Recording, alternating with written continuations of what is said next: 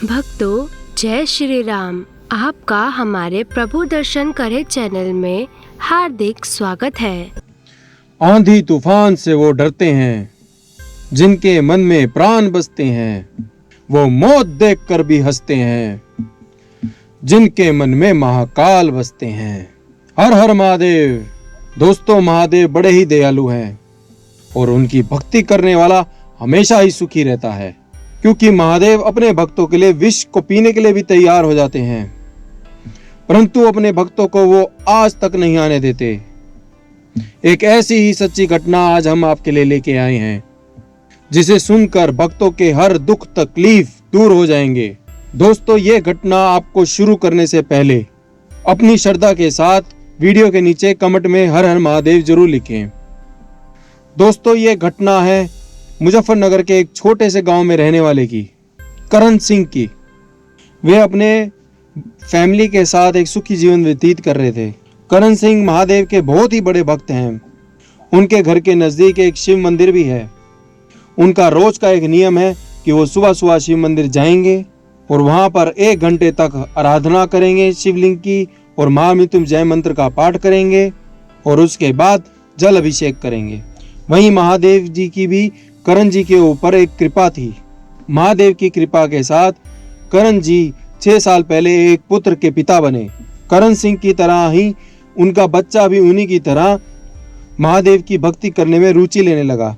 एक दिन करण सिंह जी का बच्चा अपने दोस्तों के साथ खेलते खेलते जंगल की ओर बढ़ चुका था।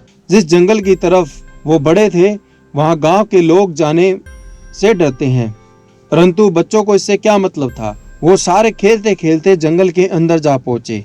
जंगल में कई प्राण घातक जानवर रहते हैं। करण सिंह का पुत्र जब एक पेड़ पर चढ़ा, कुछ ही देर के बाद वहां पर एक जोर से चीखने और रोने की आवाजें आई और करण सिंह का पुत्र पेड़ से नीचे गिर गया। जब अन्य बालक उसकी मदद के लिए उसकी तरफ आए तो पता चला कि उस पेड़ पर एक बहुत ही बड़ा खतरनाक सांप था। उस सांप ने ही करण सिंह के बालक को काट लिया था। सभी बच्चों ने करण सिंह के बालक को उठाया और गांव की तरफ भागे। गांव में पहुंचते ही करण सिंह की पत्नी अपने बच्चे को देखकर जोर जोर से रोने धोने लगी, क्योंकि उनका ये इकलौता लड़का था। बच्चे का शरीर पूरा नीला पड़ चुका था और उसे देखकर ये साफ साफ पता चल रहा था कि उसका बचना बहुत ही मुश्किल है। और उस गांव में 3 वैद्य थे। करण सिंह ने तीनों को ही बुला लिया। एक एक करके तीनों ने करण सिंह के बच्चे को देखा।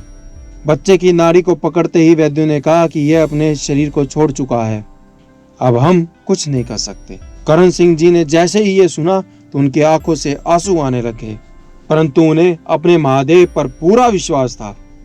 उन्होंने अपने पुत्र को उठाया और भागते चले गए महादेव के पास मंदिर में, और वहां रोज की तरह महादेव की अर्चना भक्ति करने लगे। उन्होंने शिवलिंग के पास अपने बच्चे को रख दिया और रोते हुए बोले, हे महादेव, आप तो जानते ही हो मैं और मेरी पत्नी के मेरे बालक में प्राण बसते हैं और यही हमारी सारी दुनिया है। इसके बिना तो संसार का हर सुख हमारे लिए फीका है। आखिर आपने क्यों इसको हमसे छीन लिया? क्या मेरी भक्ति में कोई कमी रह गई थी या मैंने कोई गलती कर दी? महादेव प्रभु, कुछ ऐसा है तो मैं आज ही आपके पैरों में अपना प्राण त्यागता हूं। वह रोते रोते ही महादेव का महामृत्युंजय मंत्र का जाप करने लगे और कुछ देर में ही एक हवा का झोंका आया और मंदिर की सारी घंटियां बजने लग गई। तभी महामृत्युंजय मंत्र का जाप करते हुए करण सिंह जी के कानों में एक हल्की सी आवाज आई, पुत्र, तुम क्यों रो रहे हो? तुम्हारा बेटा मरा नहीं है, वो तो सो रहा है, उसे जगाओगे नहीं? इतना सुनते ही करण सिंह जी ने अब तुरंत अपनी आंखें खोली और आसपास कोई नहीं था। फिर उन्होंने अपने पुत्र को देखा और वो उबासी ले रहा था, मानो अभी अभी गहरी नींद से जगा हो। करण सिंह के पुत्र ने उठते ही कहा, पापा, हम मंदिर में क्या कर रहे हैं पापा? मैं तो खेलने के लिए अपने दोस्तों के साथ जंगल में गया था। अपने पुत्र को जिंदा देख के करण सिंह जी के आंखों में आंसू आ गए और उन्होंने अपने पुत्र को अपनी छाती से, अपने सीने से लगा लिया और कहा, महादेव, मैं ये जानता हूँ कि ये चमत्कार आपने ही करा है कि अगर भक्ति सच्ची हो तो खुद तेरे भक्त को मृत्यु छू भी नहीं सकती। रह शिवलिंग के सामने नतमस्तक हो गया। तो देखा भक्तों आपने कि भक्ति के अंदर कितनी शक्ति होती है।